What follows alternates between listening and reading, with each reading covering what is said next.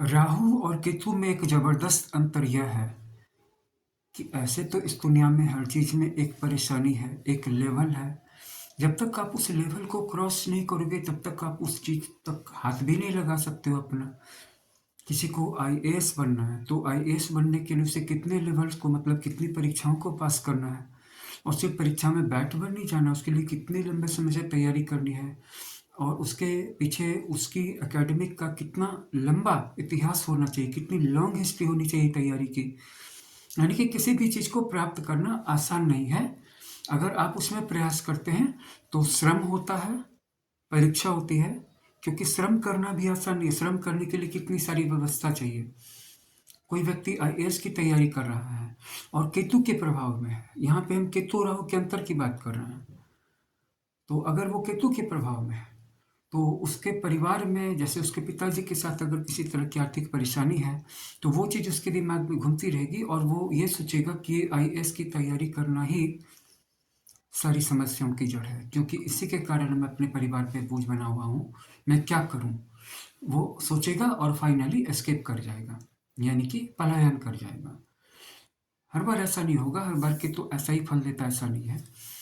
केतु अगर दशमेश के साथ युति कर रहा है या दशम की एक राशि में बैठा है, दशमेश में मान लीजिए कोई एक ऐसी राशि बैठी है जैसे कि तुला राशि पड़ी है, तो उसकी दूसरी राशि वृष राशि में केतु पड़ा हुआ है, तो जातक के दिमाग के एक कोने में ये संदेह हमेशा हावी रहेगा कि मेरा ये करना समस्याओं का कारण है या पहले से ही समस्याएं बढ़ी हुई हैं, और उसका असली मकसद ये दिखाई पड़ता है कि इस दुनिया में कहाँ कहाँ पर दुख हैं उनका पता चल जाए। तो इस चीज़ में दुख है या नहीं, जैसे किसी रिलेशनशिप में जाएगा तो अपनी गर्लफ्रेंड से मिलने वाले छोटे से दुख का इंतजार करेगा, थोड़ी सी तकलीफ होगी और फिर सब छोड़ छाड़ देगा। उसको बस पता करना था कि दुख यहाँ पर था कि नहीं था। अनलाइक इसके, राहु यहाँ पर उससे भागेगा नहीं। राहु वहाँ पे सारे ऑप्शंस को ट्राई करेगा। हालांकि राहु भी बहुत ज़्यादा सफल करवाता है, ऐसा नहीं कि राहु किसी हाउस में बैठ गया तो ये सक्सेस की बहुत बड़ी गारंटी देगा। ऐसा होता तो दुनिया के सारे लोग सफल ही होते कि उनकी कुंडली में राहु कहीं ना कहीं तो बैठा हुआ है ही।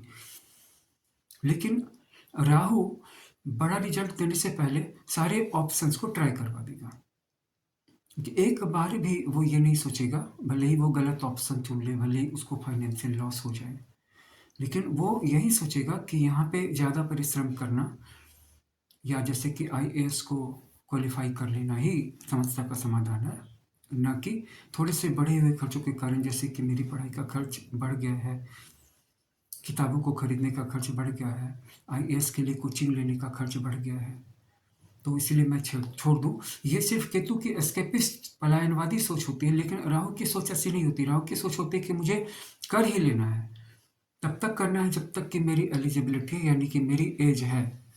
ये राहु की सोच होती है। तो राहु और केतु में प्राइमरीली यही अंतर होते हैं कि राहु संभावनाओं की तलाश करता है, ऐसे एक रीजन को देखता है जिससे कि मैं इस काम को कर सकूं और अंत में सफल हो जाऊं, और केतु उन सारे रीजन्स पर नज़र दौड़ाता है जिनके कारण कि वो असफल हो सकता है, और सबसे बड़ी बात कि उसे दुख मिल सकता है। पढ़ाई करने में भी दुख है, पढ़ाई करने के लिए एक मजबूत बैकअप चाहिए। कोई सरकारी स्कूल की पढ़ाई तो है नहीं, लेकिन उसे बस एक बहाना चाहिए। परीक्षा में पास नहीं हो पाया, दुख हो गया, इस संसार में बहुत दुख है, संसार में हर जगह दुख है, मैं छोड़ ही देता हूँ इन सारी चीज़ों को।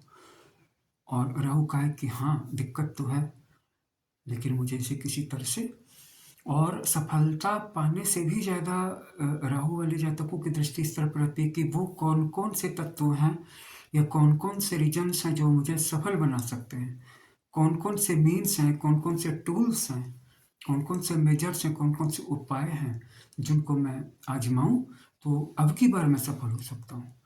आप ऐसा भी कर सकते हैं कि उसके अंदर लालच की भावना होती है, हाँ होती है लालच की भावना, लेकिन इसका ये मतलब नहीं कि केतु के अंदर में जो वैराग्य की भावना है वो सच्चे वैराग्य की भावना है। सच्चे वैराग्य की भावना सिर्फ भाग जाने से साबित नहीं हो जाती है। सच्चे वैराग्य की भावना में और पलायन की भावना में जमीन आसमान का फर्क है। दुनिया की समस्याओं से, दुनिया के दुखों से डर कर भाग जाना वैराग्य नहीं है। और सिर्फ़ इच्छाओं के आधार पे आगे बढ़ना, लालच के आधार पे आगे बढ़ना और मिसकैलकुलेट करना और उसी के पीछे पड़े रहना, ये राहु का स्वभाव हो सकता है।